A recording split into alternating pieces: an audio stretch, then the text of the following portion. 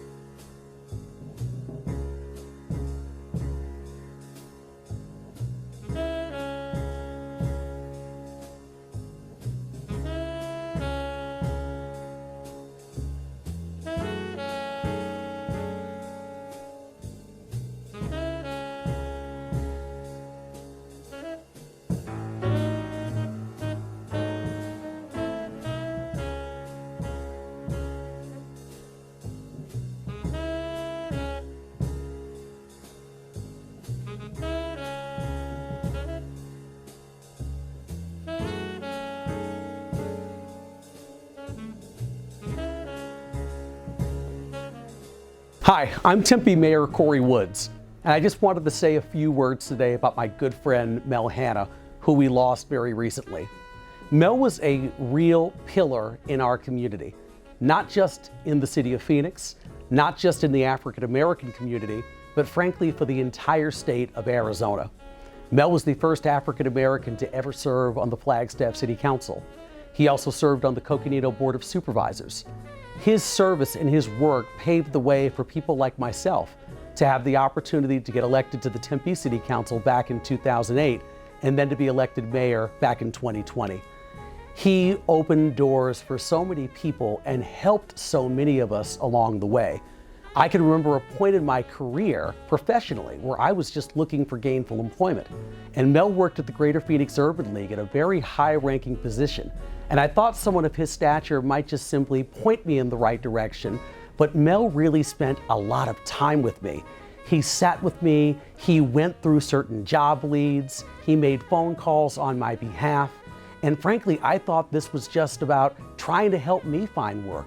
But then I started talking to other people who told me that Mel routinely did this for so many people in our community because that was just simply the kind of person that he was. He wanted to help people, and he always wanted to be of service to everyone in our community. You guys were more than friends. I mean, you talk 3 to 4 times a week, you said?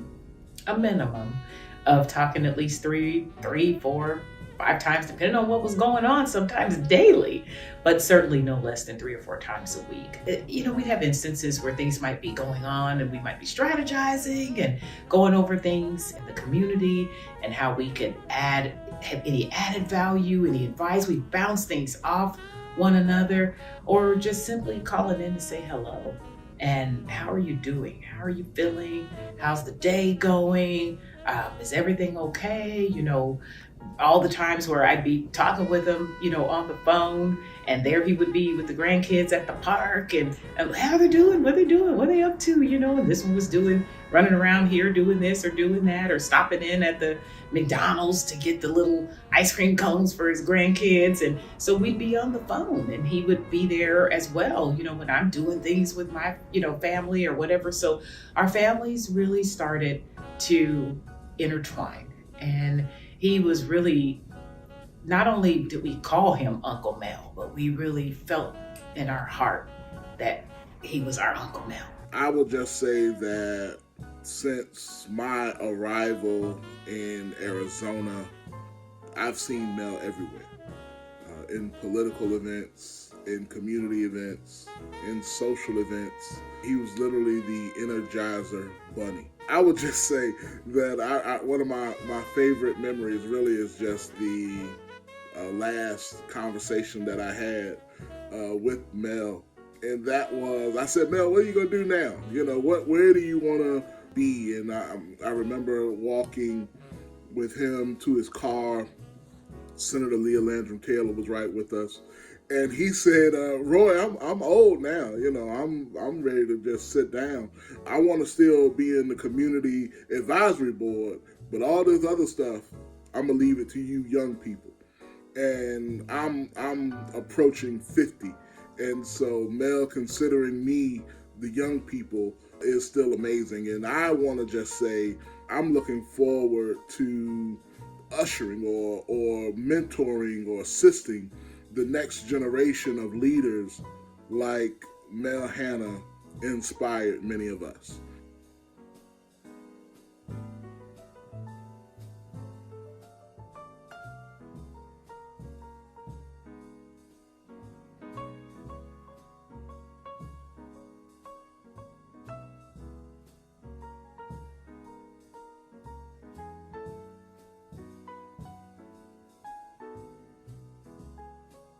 I would like to take the time to celebrate the life of the Honorable Mel Hanna.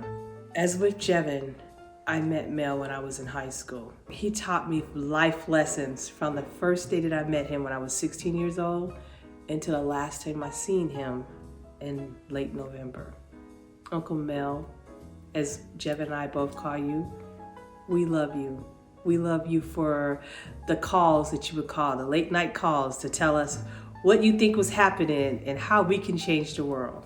I will never forget the times when I saw you at events, and you always had the biggest smile and the warmest hug to give me at all the times in my life, especially when they were hard. I just want to take a moment to acknowledge the life and legacy of Mr. Mel Hanna. I called him Uncle Mel, and I mean, words can't describe how much I loved him and how much he meant to me. I've known Mel my entire adult life.